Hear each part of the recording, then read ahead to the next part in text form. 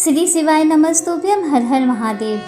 आप सभी के जीवन में भगवान महादेव और माता पार्वती की कृपा हमेशा बनी रहे। दोस्तों, महाशिव पुराण में अब तक की कथा सुनने के लिए आप सबका तहे दिल से धन्यवाद। आइए प्रारंभ करते हैं आज की पावन कथा। ब्रह्मा जी बोले, हे नारद, पूर्व काल में समस्त महात्मा और ऋषि प्रयाग में इकट्ठा हुए। वहां पर उन्होंने एक बहुत विशाल यज्ञ का आयोजन किया था। उस यज्ञ में देव ऋषि, देवता, ऋषि मुनि, साधु संत, सिद्धगण तथा ब्रह्म का साक्षात्कार करने वाले महान ज्ञानी पधारे, जिसमें मैं स्वयं अपने महातेजस्वी निगमों आगमों सहित परिवार को लेकर वहां पहुंचा। वहां बहुत बड़ा उत्सव हो रहा था। अनेक शास्त्रों में ज्ञान की चर्चा एवं वाद विवाद हो रहा था। उस यज्ञ में त्रिलोकीनाथ भगवान शिव भी देवी सती और अपने गणों सहित पधारे थे। भगवान शिव को वहां आया देख मैंने सभी देवताओं, ऋषियों, मुनियों ने उन्हें झुककर भक्ति भाव से प्रणाम किया तथा अनेक प्रकार से उनकी स्तुति की। शिव जी की आज्ञा पाकर सभी ने अपना आसन ग्रहण कर लिया। इसी समय प्रजापति दक्ष भी वहां आ पहुंचे। वे बड़े ही तेजस्वी थे। प्रजापति दक्ष ने मुझे प्रणाम करके अपना आसन ग्रहण कर लिया। वे ब्रह्मांड के अधिपति थे, इसी कारण उन्हें अपने पद का घमंड हो गया था। उनके मन में अहंकार ने घर कर लिया था। ब्रह्मांड के अधिपति होने के कारण वे सभी देवताओं के वंदनीय थे। सभी ऋषियों मुनियों सहित देव ऋषियों ने भी मस्तक झुकाकर प्रजापति दक्ष को प्रणाम किया और उनकी स्तुति कर उनका आदर सत्कार किया। परंतु त्रिलोकीनाथ भगवान शिव शंभु ने न तो उन्हें प्रणाम किया और न ही अपने आसन से उठकर दक्ष का स्वागत किया। इस बात पर दक्ष क्रोधित हो गए। ज्ञान शून्य होने के कारण प्रजापति दक्ष ने क्रोधित नेत्रों से महादेव जी को देखा और सबको सुनाते हुए उच्च स्वर में कहने लगे।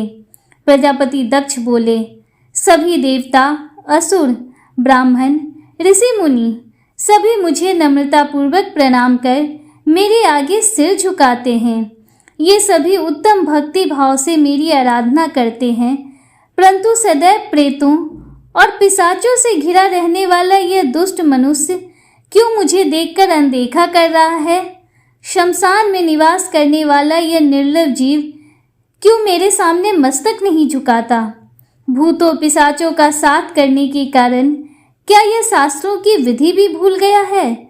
इसने नीति के मार्ग को भी कलंकित किया है। इसके साथ रहने वाले या इसकी बातों का अनुसरण करने वाले मनुष्य पाखंडी, दुष्ट और पाप का आचरण करने वाले होते हैं। वे ब्राह्मणों की बुराई करते हैं तथा स्त्रियों के प्रति आकर्षित होते हैं। यह रुद्र चारों वर्णों से पृथक और कुरूप है, इसलिए इस पावन यज्ञ से इसे बहिष्कृत कर दिया जाए। यह उत्तम कुल और जन्म से हीन है, अतः इसे यज्ञ में भाग न लेने दिया जाए। पुत्र, क्रोध से विवेक समाप्त हो जाता है। दक्ष ने शिव के लिए अपशब्द कहते समय उसके परिणाम पर तनिक भी विचार नहीं किया। अहंकार के कारण वह शिव के स्वरूप को भूल गया। वह यह भी भूल गया कि आदि शक्ति ने जिसका तप द्वारा वर्ण किया है वह कोई साधारण मनुष्य, ऋषि या देव नहीं है। ब्रह्मा जी बोले, हे नारद, दक्ष की ये बातें सुनकर भृगु आदि बहुत से महर्षि रुद्रदेव को दुष्ट मानकर उनकी निंदा करने लगे। ये बातें सुनकर नंदी को बहुत बुरा लगा। उनका क्रोध बढ़ने लगा और वे दक्ष को श्राप देते हुए बोले, हे महामूढ़, दुष्ट बुद्धि दक्ष, तू मेरे स्वामी देवादिदेव महेश्वर को यज्ञ से निकालने वाला कौन होता है? जिनके स्मरण मात्र से यज्ञ सफल हो जाते हैं और तीर्थ पवित्र हो जाते हैं, तू उन महादेव जी को कैसे श्राप दे सकता है? मेरे स्वामी निर्दोष हैं और तूने अपने स्वार्थ की सिद्धि के लिए उन्हें श्राप दिया है और उनका मजाक उड़ाया है। जिन सदाशिव ने इस जगत की सृष्टि की, इसका पालन किया और जो इसका संहार करते हैं, तू उन्हीं महेश्वर को श्राप देता है। नंदी के ऐसे वचनों को सुनकर प्रजापति दक्ष के क्रोध की कोई सीमा न रही। वे आग बबूला हो गए और नंदी समेत सभी रुद्रगणों को श्राप देते हुए बोले, अरे दुष्ट रुद्रगणों, मैं तुम्हें श्राप देता हूँ कि तुम सभी वेदों से बहिष्कृत हो जाओ, तुम वैदिक मार्ग से भटक जाओ और सभी ज्ञानी मनुष्य तुम्हारा त्याग कर दें। तुम शिष्ट आचरण ना करो और पाखंडी हो जाओ। सिर पर जटा, शरीर पर भस्म एवं हड्डियों के आभूषण धारण कर मद्यपान करो। जब दक्ष ने शिवजी के प्रिय पार्षदों को इस प्रकार श्राप दे दिया तो नंदी बहुत क्रुद्ध हो गए। नंदी भगवान शिव के प्रिय पार्षद हैं। वे बड़े गर्व से दक्ष को उत्तर देते हुए बोले। नंदीश्वर ने कहा, हे दुर्बुद्धि दक्ष, तुझे शिव तत्व का ज्ञान नहीं है। तूने अहंकार में शिव गणों को श्राप दे दिया। तेरे कहने पर भृगु आदि ब्राह्मणों ने भी अभिमान के कारण भगवान शिव का मजाक उड़ाया है। अतः मैं भगवान शिव के तेज के प्रभाव से तुझे शाप देता हूँ कि तुझ जैसे अहंकारी मनुष्य जो सिर्फ कर्मों के फल को देखते हैं, वेदवाद में फंसकर रह जाएंगे। उनका वेद तत्व ज्ञान शून्य हो जाएगा। वे सदैव मोह माया में ही लिप्त रहेंगे। वे पुरुषार्थ विहीन होंगे और स्वर्ग को ही महत्व देंगे। वे क्रोधी व लोभी होंगे। वे सदा ही दान लेने में लगे रहेंगे।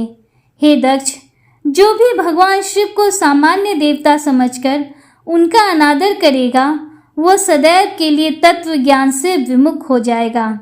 वह आत्मज्ञान को भूलकर पशु के समान हो जाएगा तथा यह दक्ष जो कि कर्मों से भ्रष्ट हो चुका है, इसका मुख बकरे के समान हो जाएगा। इस प्रकार बहुत गुस्से से भरे नंदी ने जब दक्ष और ब्राह्मणों को श्राप दिया तो वहां बहुत शोर मच गया। भगवान शिव मधुर वाणी में नंदी को समझाने लगे कि वे शांत हो जाएं। प्रभु शिव बोले, नंदी, तुम तो परम ज्ञानी हो, तुम्हें क्रोध नहीं करना चाहिए।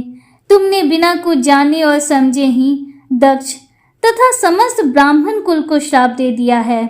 सच्चाई तो यह है कि मुझे कोई भी श्राप छू ही नहीं सकता है, इसलिए तुम्हें अपने क्रोध पर नियंत्रण रखना चाहिए था। किसी की बुद्धि कितनी ही दूषित क्यों न हो, वह कभी वेदों को श्राप नहीं दे सकता। नंदी, तुम तो सिद्धों को भी तत्व ज्ञान का उपदेश देने वाले हो। तुम तो जानते हो कि मैं ही यज्ञ हूँ, मैं ही यज्ञ कर्म हूँ, यज्ञ की आत्मा मैं हूँ, यज्ञ परायण यजमान भी मैं हूँ। फिर मैं कैसे यज्ञ से बहिष्कृत हो सकता हूँ? तुमने व्यर्थ ही ब्राह्मणों को श्राप दे दिया है। ब्रह्मा जी बोले, नारद, जब भगवान शिव ने अनेक प्रकार से नंदी को समझाया तो उनका क्रोध शांत हो गया। तब शिव जी अपने अन्य गणों व पार्षदों के साथ अपने निवास स्थान कैलाश पर्वत पर चले गए। क्रोध से भरे दक्ष भी ब्राह्मणों के साथ अपने स्थान पर चले गए, परंतु उनके मन में महादेव जी के लिए क्रोध एवं ईर्ष्या का भाव ऐसा ही रहा। उन्होंने शिव जी के प्रति श्रद्धा को त्याग दिया और उनकी निंदा करने लगे। दिन ब दिन उनकी ईर्ष्या बढ़ती ही जा रही थी।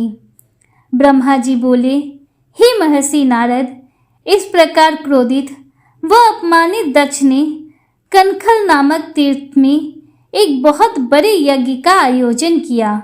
उस यज्ञ में उन्होंने सभी देव ऋषियों, महर्षियों तथा देवताओं को दीक्षा देने के लिए बुलाया। अगस्त्य, कश्यप, अत्रि, वामदेव, भृगु, दधीचि, भगवान व्यास, भारद्वाज, गौतम, पैल, पराशर, गर्ग, भार्गव, ककुस, सिद्ध, सुमंतु, त्रिक, कंक और वैशंपायन सहित अनेक ऋषि मुनि अपनी पत्नियों व पुत्रों सहित प्रजापति दक्ष के यज्ञ में सम्मिलित हुए। समस्त देवता अपने देवगणों के साथ प्रसन्नता पूर्वक यज्ञ में गए। अपने पुत्र दक्ष की प्रार्थना स्वीकार करके मैं ब्रह्मा और बैकुंठ लोक से भगवान विष्णु भी उस यज्ञ में पहुंचे। वहां दक्ष ने सभी पधारे हुए अतिथियों का खूब आदर सत्कार किया। उस यज्ञ के स्थान का निर्माण देवताओं के शिल्पी विश्वकर्मा द्वारा किया गया था। विश्वकर्मा ने बहुत से दिव्य भवनों का निर्माण किया। उन भवनों में दक्ष ने यज्ञ में पधारे अतिथियों को ठहराया। दक्ष ने भृगु ऋषि को ऋत्विज बनाया। भगवान विष्णु यज्ञ के अधिष्ठाता थे। इस विधि को मैंने ही बताया। दक्ष सुंदर रूप धारण कर यज्ञ मंडल में उपस्थित था। उस महान यज्ञ में 88,000 ऋषि एक साथ हवन कर सकते थे। 64,000 देव ऋषि मंत्रों का उच्चारण कर रहे थे।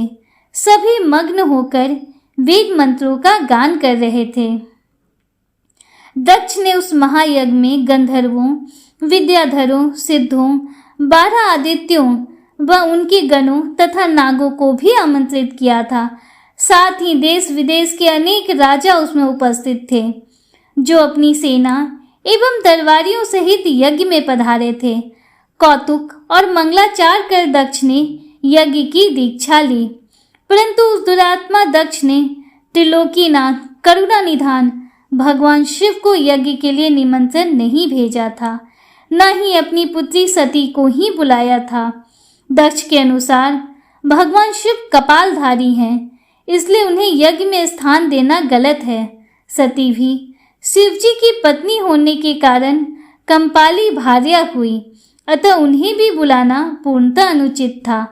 दक्ष का यज्ञ महोत्सव अत्यंत धूमधाम एवं हर्ष उल्लास से आरंभ हुआ। सभी ऋषि मुनि अपने अपने कार्य में संलग्न हो गए। तभी वहां महर्षि दधीचि पधारे। उस यज्ञ में भगवान शंकर को न पाकर दधीचि बोले, हे श्रेष्ठ देवताओं और महर्षियों, मैं आप सभी को श्रद्धा पूर्वक नमस्कार करता हूँ। हे श्रेष्ठ जनों, आप सभी यहाँ इस महान यज्ञ में पधारे हैं। मैं आप सबसे यह पूछना चाहता हूँ कि मुझे इस यज्ञ में त्रिलोकीनाथ भगवान शंकर कहीं भी दिखाई नहीं दे रहे हैं। उनके बिना यह यज्ञ मुझे सूना लग रहा है। उनकी अनुपस्थिति से यज्ञ की शोभा कम हो गई है। जैसा कि आप जानते ही हैं कि भगवान शिव की कृपा से सभी कार्य सिद्ध होते हैं। वे परम सिद्ध पुरुष नीलकंठधारी प्रभु शंकर यहाँ क्यों नहीं दिखाई दे रहे हैं, जिनकी कृपा से अमंगल भी मंगल हो जाता है, जो सर्वदा सबका मंगल करते हैं। उन भगवान शिव का यज्ञ में उपस्थित न होना बहुत आश्चर्यजनक है। इसलिए आप सभी को यज्ञ के सकुशल पूर्ण होने के लिए परम कल्याणकारी भगवान शिव को अनुनय विनय कर इस यज्ञ में लाना चाहिए, तभी इस यज्ञ की पूर्ति हो सकती है। इसलिए आप सभी श्रेष्ठ जन तुरंत कैलाश पर्वत पर जाएं और भगवान शिव और देवी सती को यज्ञ में ले आएं। उनके आने से यह यज्ञ पवित्र हो जाएगा। वे परम पुण्यमयी हैं। उनके यहाँ आने से ही यज्ञ पूरा हो सकता है। महर्षि दधीचि की बातों को सुनकर दक्ष हंसते हुए बोला कि भगवान विष्णु देवताओं के मूल हैं, अतः मैंने उन्हें सादर यहाँ बुलाया है। जब वे यहाँ उपस्थित हैं तो भला यज्ञ में क्या कमी हो सकती है। भगवान विष्णु के साथ साथ ब्रह्मा जी भी वेदों, उपनिषदों और विविध आगमों के साथ यहाँ पधारे हैं। देवगणों सहित इंद्र भी यहाँ उपस्थित हैं। वेद और वेद तत्वों को जानने वाले तथा उनका पालन करने वाले सभी महर्षि यज्ञ में आ चुके हैं। जब सभी देवगण एवं श्रेष्ठ जन यहाँ उपस्थित हैं तो रुद्रदेव की यहाँ क्या आवश्यकता है। मैंने सिर्फ ब्रह्मा जी के कहने पर अपनी पुत्री सती का विवाह शिव जी से कर दिया था। मैं जानता हूँ कि वे कुलहीन हैं। उनके माता पिता का कुछ भी पता नहीं है। वे भूत प्रेतों और पिशाचों के स्वामी हैं। वे स्वयं ही अपनी प्रशंसा करते हैं। वे मूढ़, जड़, मौनी और ईर्ष्यालु होने के कारण यज्ञ में बुलाए जाने के योग्य नहीं हैं। अतः दधीचि जी, आप उन्हें यज्ञ में बुलाने के लिए ना कहें। आप सब ऋषि मुनि मिलकर अपने सहयोग से मेरे इस यज्ञ को सफल बनाएं। दक्ष की बात सुनकर दधीचि मुनि बोले, हे दक्ष, परम कल्याणकारी भगवान शिव को यज्ञ में न बुलाकर तुमने इस यज्ञ को पहले ही भंग कर दिया है। यह यज्ञ कहलाने लायक ही नहीं है। तुमने भगवान शिव को निमंत्रण न देकर उनकी अवहेलना की है, इसलिए तुम्हारा विनाश निश्चित है। यह कहकर दधीची वहां से अपने आश्रम चले गए। उनके पीछे पीछे भगवान शिव का अनुसरण करने वाले सभी ऋषि मुनि भी वहां से चले गए। दक्ष के समर्थकों ने यज्ञ छोड़कर गए ऋषि मुनियों के प्रति व्यंग भरे वचनों का प्रयोग किया। इस प्रकार प्रसन्न होकर दक्ष बोलने लगे कि यह बहुत अच्छी बात है कि मंदबुद्धि और मिथ्यावाद में लगे दुराचारी मनुष्य सभी इस यज्ञ का त्याग करके स्वयं ही चले गए हैं। भगवान विष्णु और ब्रह्मा जी, जो कि सभी वेदों के ज्ञाता हैं और वेद तत्वों से परिपूर्ण हैं, इस यज्ञ में उपस्थित हैं। ये ही मेरे यज्ञ को सफल बनाएंगे। ब्रह्मा जी बोले कि दक्ष की ये बातें सुनकर वे सभी शिव माया से मोहित हो गए। सभी देव ऋषि आदि देवताओं का पूजन करने लगे। इस प्रकार यज्ञ पुनः आरंभ हो गया। मुनि श्रेष्ठ, इस प्रकार वहां यज्ञ स्थल पर रुके अनेक देव ऋषि और मुनि वहां पुनः यज्ञ को पूर्ण करने हेतु पूजन करने लगे। ब्रह्मा जी कहते हैं, नारद, जिस समय देवता और ऋषिगण दक्ष के यज्ञ में भाग लेने के लिए उत्सव करते हुए जा रहे थे, उस समय दक्ष की पुत्री सती अपनी सखियों के साथ गंधमादन पर्वत पर धारागृह में अनेक क्रियाएं कर रही थी। सती ने देखा कि रोहिणी के साथ चंद्रमा कहीं जा रहे थे। तब सती ने अपनी प्रिय सखी विजया से कहा, विजय, जल्दी जाकर पूछो कि देवी रोहिणी और चंद्र कहाँ जा रहे हैं। तब विजया दौड़कर चंद्रदेव के पास गई और उन्हें नमस्कार करके उनसे पूछा, हे चंद्रदेव, आप कहाँ जा रहे हैं। चंद्रदेव ने उत्तर दिया कि वे दक्ष द्वारा आयोजित यज्ञ में निमंत्रित हैं, अतः वहीं जा रहे हैं। यज्ञ उत्सव के सुनकर देवी विजया तुरंत देवी सती के पास आई और सारी बातों से सती को अवगत कराया। तब देवी सती को बड़ा आश्चर्य हुआ कि ऐसी क्या बात है जो पिताजी ने यज्ञ उत्सव के लिए अपनी बेटी दामाद को निमंत्रण तो दूर सूचना भी नहीं दी। बहुत सोचने पर भी उनकी समझ में कुछ नहीं आ सका। असमंजस की स्थिति में वे अपने पति महादेव जी के पास गई और उनसे कहने लगी। सती बोली, हे महादेव जी, मुझे ज्ञात हुआ है कि मेरे पिताश्री दक्ष जी ने एक बहुत बड़े यज्ञ उत्सव का आयोजन किया है, जिसमें उन्होंने सभी देव ऋषियों, महर्षियों एवं देवताओं को आमंत्रित किया है। सभी देवता और ऋषिगण वहां एकत्रित हो चुके हैं। हे प्रभु, मुझे बताइए कि आप वहां क्यों नहीं जा रहे हैं। आप सभी सुहृदयों से मिलने को हमेशा आतुर रहते हैं। आप भक्त वत्सल हैं। प्रभु, उस महायज्ञ में सभी आपके भक्त पधारे हैं। आप मेरी प्रार्थना मानकर आज ही मेरे साथ मेरे पिता के उस महान यज्ञ में चलिए। सती इस प्रकार भगवान शंकर से यज्ञशाला में चलने की प्रार्थना करने लगी। सती की प्रार्थना सुनकर भगवान महेश्वर बोले, हे देवी, तुम्हारे पिता दक्ष मेरे विशेष द्रोही हो गए हैं। वे मुझसे बैर की भावना रखते हैं, इसी कारण उन्होंने मुझे निमंत्रण नहीं दिया। और जो बिना बुलाए दूसरों के घर जाते हैं, वे मरण से भी अधिक अपमान पाते हैं। हे देवी, उस यज्ञ में सभी अभिमानी, मूढ़ और ज्ञान शून्य देवता और ऋषि ही हैं। उत्तम व्रत का पालन करने वाले और मेरा पूजन करने वाले सभी ऋषि मुनियों और देवताओं ने उस महायज्ञ का त्याग कर दिया है तथा अपने अपने धाम को वापस चले गए हैं। अतः प्रिय, हमारा उस यज्ञ में जाना अनुचित है। वैसे भी बिना बुलाए जाना अपमान कराना है। शिव जी के इन वचनों को सुनकर देवी सती क्रुद्ध हो गई और शिव जी से बोली, हे प्रभु, आप तो सबके परमेश्वर हैं। आपके उपस्थित होने से यज्ञ सफल हो जाते हैं। आपको मेरे दुष्ट पिता ने आमंत्रित नहीं करके आपका अपमान किया है। भगवान, मैं ऐसा करने का प्रयोजन जानना चाहती हूँ।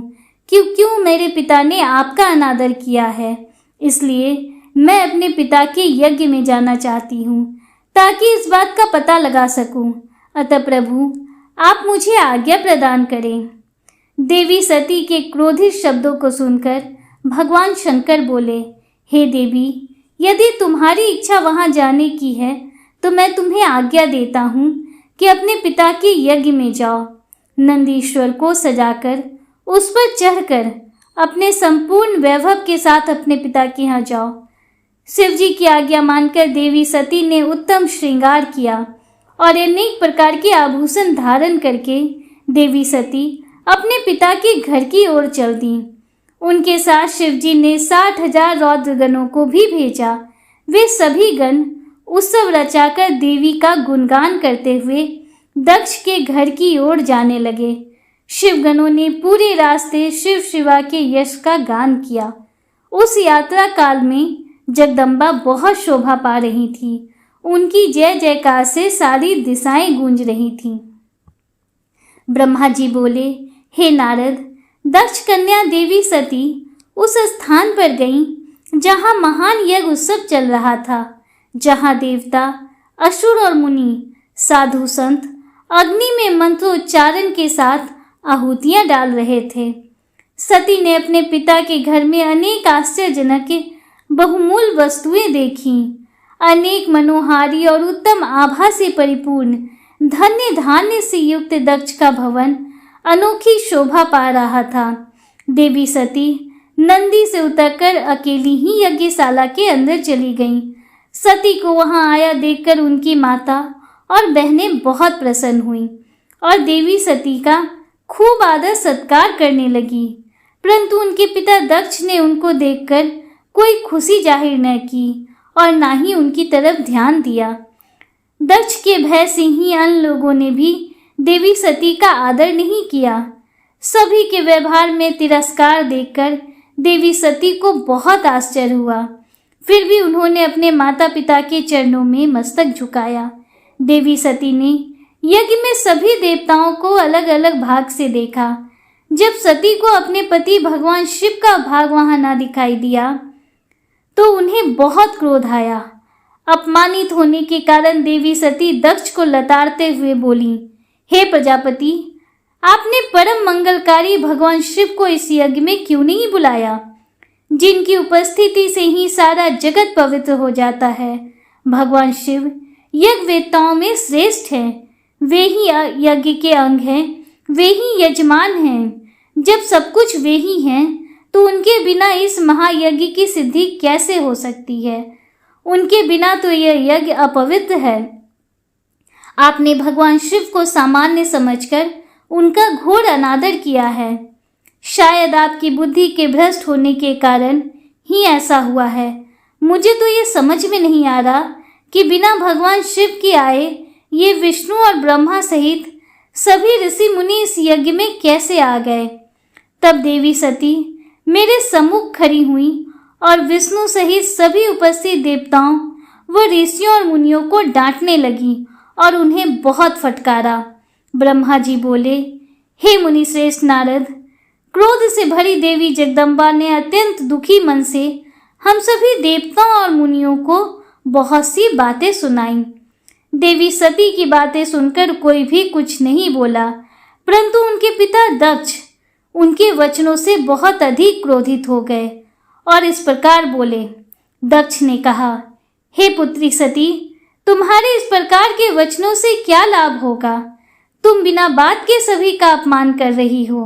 वैसे भी मैंने तुम्हें यहाँ आने का कोई निमंत्रण नहीं दिया था, तो तुम क्यों चली आई। तुम यहाँ खड़ी रहो या वापस चली जाओ, तुम्हारी इच्छा है। वैसे भी यहाँ उपस्थित सभी देवता और ऋषि मुनि यह जानते हैं कि तुम्हारे पति शिव अमंगलकारी हैं। उन्हें वेदों से बहिष्कृत किया गया है। वे भूतों, प्रेतों तथा पिशाचों के स्वामी हैं। उन्होंने बहुत बुरा वेश धारण किया है, इसलिए मैंने रुद्र को इस महायज्ञ में नहीं बुलाया है। मैंने बिना सोचे समझे ब्रह्मा जी के कहने पर तुम्हारा विवाह उनसे कर दिया। नहीं तो शिव इस योग्य नहीं है कि उनसे किसी भी प्रकार का कोई संबंध बनाया जाए। अब तुम आ ही गई हो तो स्थान ग्रहण कर लो। आगे तुम्हारी जैसी इच्छा, हमारा कोई आग्रह नहीं है। दक्ष की ये बातें सुनकर उनकी दुहिता सती ने अपने पति की बुराई करने वाले अपने पिता को देखा तो उनके मन में रोष बढ़ गया। वे क्रोध से भर गईं। तब वे मन में ही विचार करने लगी कि अब मैं शिवजी के सामने कैसे जाऊंगी। यदि किसी तरह उनके पास चली भी गई तो उनके द्वारा यज्ञ का समाचार पूछने पर क्या कहूंगी। यह सब सोचकर वे अपने पिता दक्ष से बोलीं, जो त्रिलोकीनाथ करुणा निधान महादेव जी की निंदा करता अथवा सुनता है वह हमेशा के लिए नरक में जाता है, अर्थात जब तक सूर्य और चंद्रमा का अस्तित्व है उसे नरक भोगना पड़ता है। इस प्रकार देवी सती को वहां आने पर बहुत पश्चाताप हो रहा था। अपने पति भगवान शिव की अवहेलना को वह सहन नहीं कर पा रही थी। तब वे अपने पिता दक्ष सहित अन्य देवताओं से कहने लगी। देवी सती बोली, तुम सभी भगवान शिव के निंदक हो। तुमने उनकी अवहेलना होते देखकर प्रभु शिव का जो अपमान किया है, इस पाप का फल तुम सभी को अवश्य भोगना पड़ेगा। जो लोग भक्ति और ज्ञान से विमुख हैं, वे यदि ऐसा कार्य करें तो कोई आश्चर्य नहीं होता, परंतु जिन लोगों ने अज्ञान के अंधेरों को दूर कर अपने ज्ञान चक्षुओं को खोल लिया है, जो महात्माओं के चरणों की धूल से अपने को शुद्ध और पवित्र कर चुके हैं, उन्हें किसी से वैर भाव रखना, ईर्ष्या करना और निंदा करना कतई शोभा नहीं देता है। भगवान के श्री चरणों का ध्यान करते हुए उनका 2 अक्षर का नाम शिव का उच्चारण करने से ही सारे पाप धुल जाते हैं। तुम मूर्खता के वश में होकर उन्हीं भगवान शिव का अनादर कर रहे हो। उनसे द्रोह करके तुम्हें कुछ भी हासिल नहीं होगा। उदार भगवान महादेव जी जटा और कपाल धारण किए शमशान में भूतों के साथ प्रसन्नता पूर्वक रहते हैं। वे शरीर पर भस्म लगाए और गले में नरमुंडों की माला धारण करते हैं। फिर भी मनुष्य उनके चरणों की धूल अपने माथे पर लगाते हैं, क्योंकि वे साक्षात परमेश्वर हैं। वे परम ब्रह्म परमात्मा हैं। वे ऐश्वर्य से सदा ही दूर रहते हैं। जो ऐसे महापुरुष की निंदा करता है उसके जीवन को धिक्कार है। मैंने भी तुम्हारे द्वारा की गई अपने पति भगवान शिव की निंदा को सुना है, इसलिए मैं अपने शरीर को त्याग दूंगी। इस यज्ञ की अग्नि में प्रवेश कर मैं भस्म हो जाऊंगी। मैंने अपने प्रिय पति भगवान शिव का अनादर देख भी लिया और उनके प्रति अपने पिता के कटु वचनों को भी सुन लिया है। अतः अब मैं इस जीवन का क्या करूं?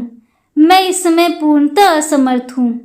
इस यज्ञशाला में जो भी शक्तिवान असमर्थवान पुरुष हो, वह भगवान शिव की उपेक्षा करने वालों, उन्हें बुरा और अमंगलकारी कहने वालों की जीभ काट दे, तभी वह शिव निंदा सुनने के पाप से बच सकता है।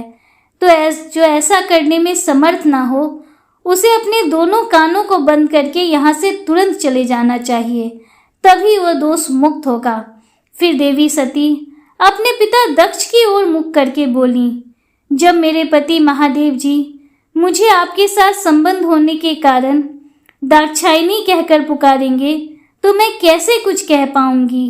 हे पिताजी, आपने मेरे पति का घोर अपमान करके मुझे उनके सामने जाने लायक भी नहीं छोड़ा, इसलिए मेरे पास अब एक ही रास्ता शेष है। मैं आपके द्वारा प्राप्त इस घृणित शरीर का आपके सामने ही त्याग कर दूंगी। तत्पश्चात सती वहां उपस्थित सभी देवताओं से बोली कि तुम सबने करुणा निधान भगवान शिव की निंदा सुनी है, इसलिए तुम्हारे कर्मों का दुष्परिणाम तुम्हें अवश्य मिलेगा। मेरे पति भगवान शिव तुम सबको दंड अवश्य ही देंगे। उस समय देवी बहुत क्रोधित थीं। यह सब कहकर वे चुप हो गईं और अपने मन में अपने प्राण वल्लभ भगवान शिव का स्मरण करने लगीं। ब्रह्मा जी से श्री नारद जी ने पूछा, हे पितामह, जब सती जी ऐसा कहकर मौन हो गईं, तब वहां क्या हुआ? देवी सती ने आगे क्या किया? इस प्रकार नारद जी ने अनेक प्रश्न पूछ डाले और ब्रह्मा जी से प्रार्थना की कि वे आगे की कथा सविस्तार सुनाएं। यह सुनकर ब्रह्मा जी मुस्कुराए और प्रसन्नता पूर्वक कहने लगे, हे नारद, मौन होकर देवी सती अपने पति भगवान शिव का स्मरण करने लगीं। उनका स्मरण करने के बाद उनका क्रोधित मन शांत हो गया। तब शांत मनोभाव से शिव जी का चिंतन करती हुई देवी सती पृथ्वी पर उत्तर की ओर मुख करके बैठ गईं। तत्पश्चात विधि पूर्वक जल से आचमन करके उन्होंने वस्त्र ओढ़ लिया। फिर पवित्र भाव से उन्होंने अपनी दोनों आंखें मूंद लीं और पुनः शिव जी का चिंतन करने लगीं। सती ने प्राणायाम से प्राण और अपान को एक रूप करके नाभि में स्थित कर लिया। सांसों को संयत कर नाभि चक्र के ऊपर हृदय में स्थापित कर लिया। सती ने अपने शरीर में योग मार्ग के अनुसार वायु और अग्नि को स्थापित कर लिया। तब उनका शरीर योग मार्ग में स्थित हो गया। उनके हृदय में शिवजी विद्यमान थे।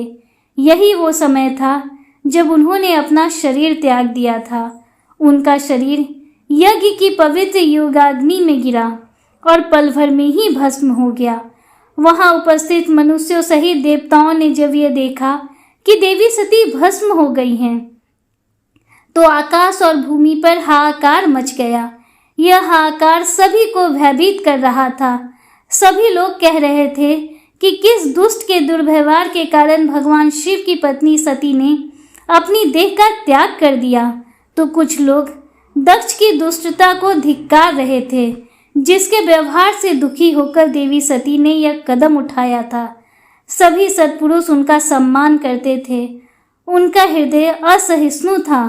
उन्होंने ऐसी महान देवी और उनके पति करुणा निधान भगवान शिव का अनादर और निंदा करने वाले दक्ष को भी कोसा। सभी कह रहे थे कि दक्ष ने अपनी ही पुत्री को प्राण त्यागने के लिए मजबूर किया है, इसलिए दक्ष अवश्य ही महानर्क में जाएगा और पूरे संसार में उसका अपयश होगा। दूसरी ओर देवी सती के साथ पधारे सभी शिवगणों ने जब यह दृश्य देखा तो उनके क्रोध की कोई सीमा न रही। वे तुरंत अपने अस्त्र शस्त्र लेकर दक्ष को मारने के लिए दौड़े। वे 60,000 पार्षदगण क्रोध से चिल्ला रहे थे और अपने को ही धिक्कार रहे थे कि यहाँ उपस्थित होते हुए भी हम अपनी माता देवी सती की रक्षा नहीं कर पाए। उनमें से कई पार्षदों ने तो स्वयं अपने शरीर का त्याग कर दिया। बचे हुए सभी शिवगण दक्ष को मारने के लिए बड़ी तेजी से आगे बढ़ रहे थे। जब ऋषि भृगु ने उन्हें आक्रमण के लिए आगे बढ़ते हुए देखा तो उन्होंने यज्ञ में विघ्न डालने वालों का नाश करने के लिए यजु मंत्र पढ़कर दक्षिणा अग्नि में आहुति दे दी। आहुति के प्रभाव के फलस्वरूप यज्ञ कुंड में ऋभु नामक अनेक देवता जो प्रबल वीर थे वहां प्रकट हो गए। ऋभु नामक सहस्त्रों देवताओं और शिवगणों में भयानक युद्ध होने लगा। वे देवता ब्रह्म तेज से संपन्न थे। उन्होंने शिवगणों को मारकर तुरंत भगा दिया। इससे वहां यज्ञ में और अशांति फैल गई। सभी देवता और मुनि भगवान विष्णु से इस विघ्न को टालने की प्रार्थना करने लगे। देवी सती का भस्म हो जाना और भगवान शिव के गणों को मारकर वहां से भगाए जाने का परिणाम सोचकर सभी देवता और ऋषि विचलित थे। हे नारद, इस प्रकार दक्ष के उस महान यज्ञ उत्सव में बहुत बड़ा उत्पात मच गया। सब ओर त्राही त्राही मच गई। सभी भावी परिणाम की आशंका से भयभीत दिखाई दे रहे थे। श्री शिवाय नमस्तुभ्यम। हर हर महादेव। दोस्तों, महाशिव पुराण में आज की कथा का समापन हुआ। उम्मीद करती हूँ कि इससे आगे की कथा के श्रवण के लिए आप कल भी हमारे साथ जुड़े रहेंगे। अगर आपको वीडियो थोड़ी सी भी अच्छी लगी हो तो वीडियो को लाइक कीजिए, दूसरों के साथ शेयर कीजिए, कमेंट में हर हर महादेव, जय श्री राधे कृष्णा जरूर लिखिए। अगर आप हमारे चैनल पर पहली बार आए हैं तो चैनल को सब्सक्राइब कीजिए, बेल आइकन जरूर प्रेस कीजिए, जिससे आगे भी आपको ऐसी ही रोचक जानकारियाँ मिलती रहें। मिलते हैं आपसे अगले वीडियो में। तब तक के लिए हर हर महादेव, जय श्री राधे कृष्णा, राधे राधे।